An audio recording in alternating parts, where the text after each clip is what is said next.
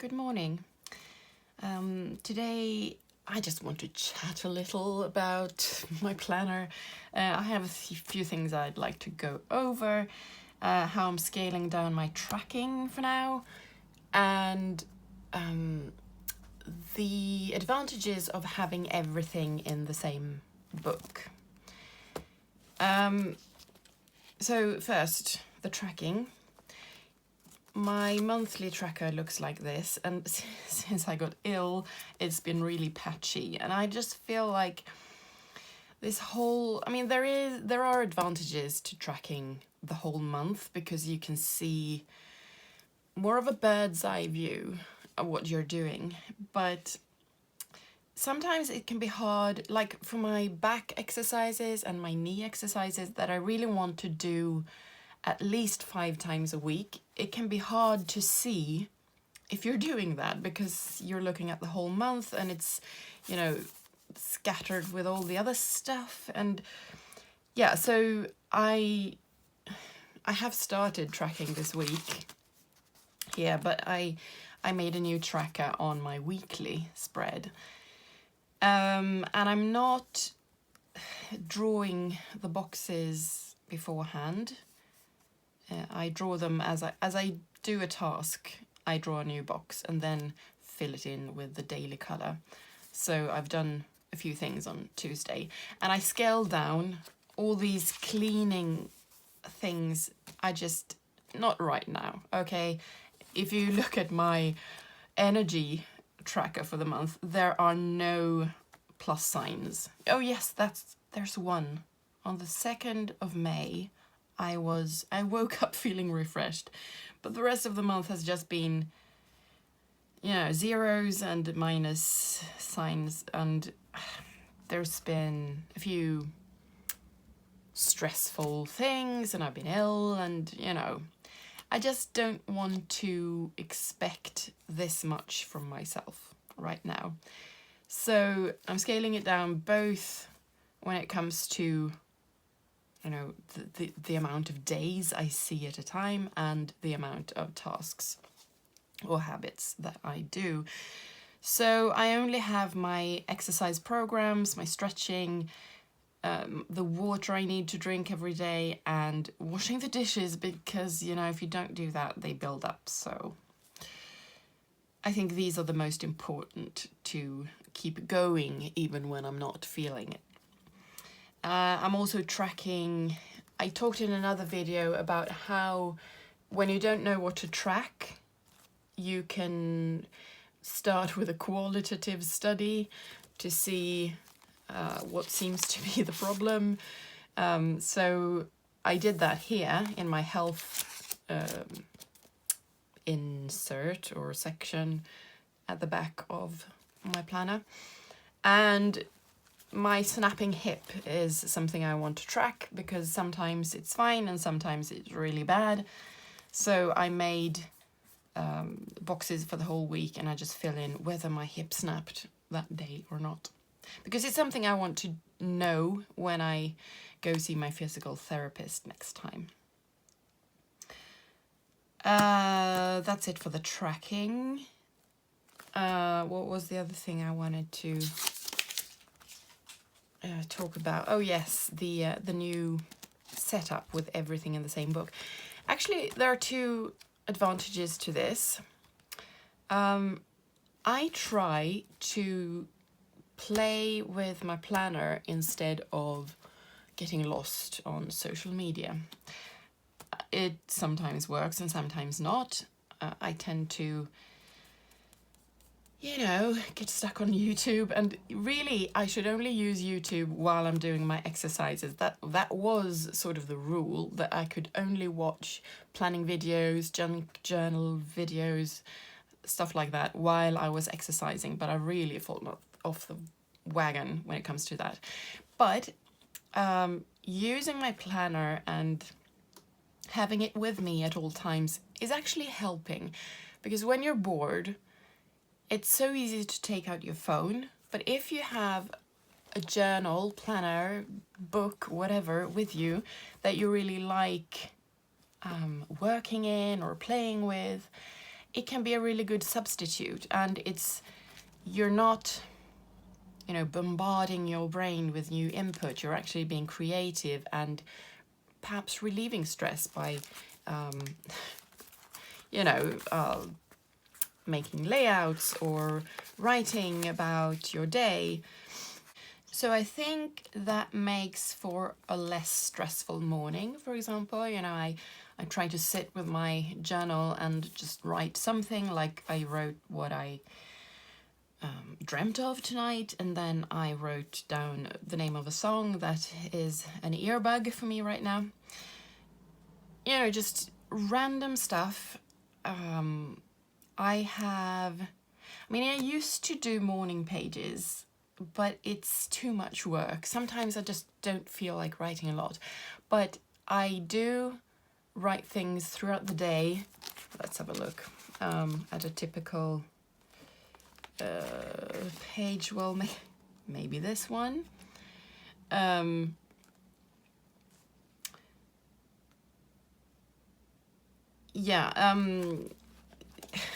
not trying to follow a theme or write at length about stuff, or, you know, follow any rules. I just write what I'm feeling or thinking at the moment. So in the morning here, I wrote about Peter Gabriel's hair in a live video from '73, and I thought it looked good, so I wrote about that.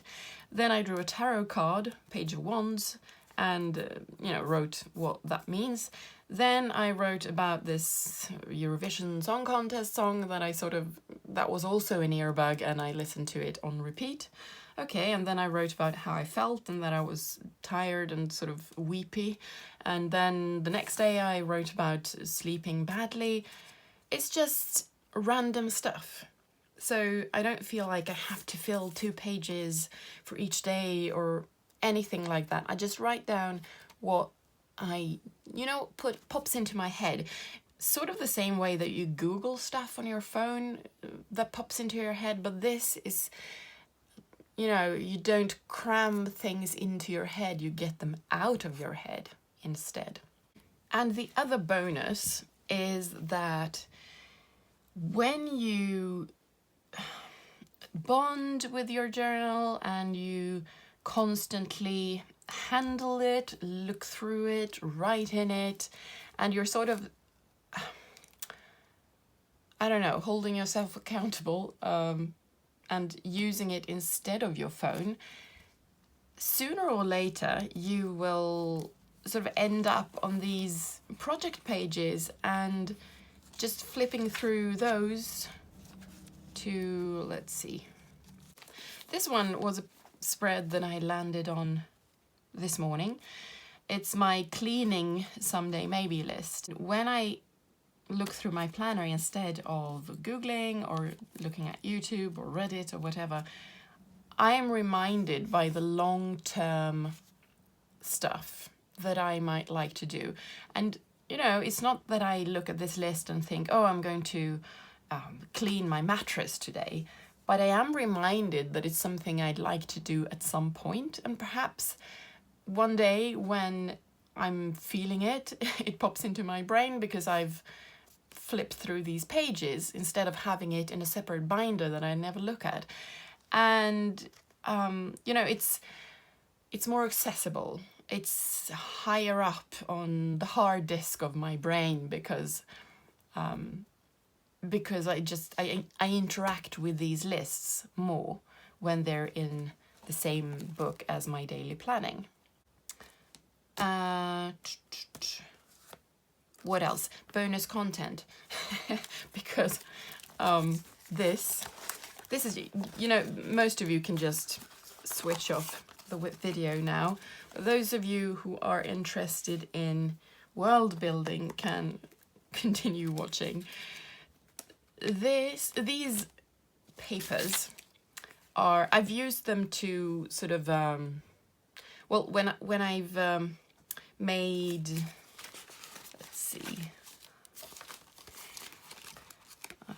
if I can find a good example.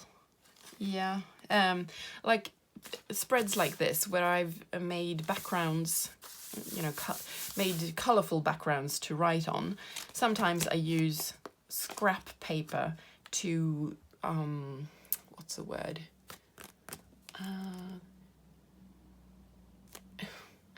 Well, instead of a brush, I don't know what it's called when you sort of blot the color. I use it a lot with gold to make gold highlights on a page. And I've been struggling to make a fantasy map for my world. And suddenly I was looking at these scraps, and actually it started with this spread where I just used a strip cut from a map to decorate this page. And then, you know, I started thinking about maps, and I looked at this and I realized, I could use this to make a map, because well, not all of this blue was filled in, but there was a lot of blue and there was a lot of gold, and it sort of looked like land masses and water. So I filled in all the white spaces with blue, and then, you know, moved these around to make different shapes, and decided on this shape. And then I photographed it and put it on my iPad. Let's see, let's go to the home project section and the world building writing tab, where I have all my ideas for world building.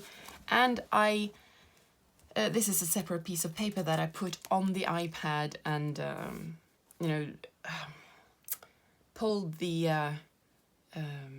brightness up to 100%, and just drew the lines of these continents.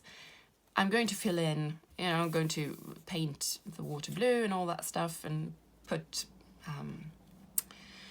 rivers and cities and all those things. But now I have something to start with, something that looks kind of like a continent. And yeah, I wouldn't have had this idea if I hadn't played around with my journal. If I it's just, I guess my message is that your brain needs time, and, you know, these sort of fooling around sessions where you just do random stuff. For me, it helps to have pen and paper. I think best with pen and paper. But you need to, you know, not have input all the time. I mean, you know this already.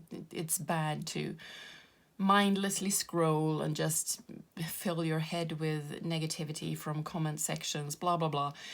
But, you know, what do you replace it with? You have to have something else to do. Otherwise, it's like a void.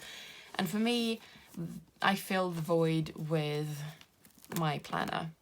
And, you know, if you sit for a while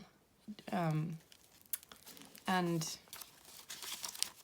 play around with these things like colors and thoughts and songs and decorations, suddenly you have an idea. And, you know, it can lead anywhere. Depends on what your interests are. Maybe you're not a world builder, maybe you're, you know, something else, but you can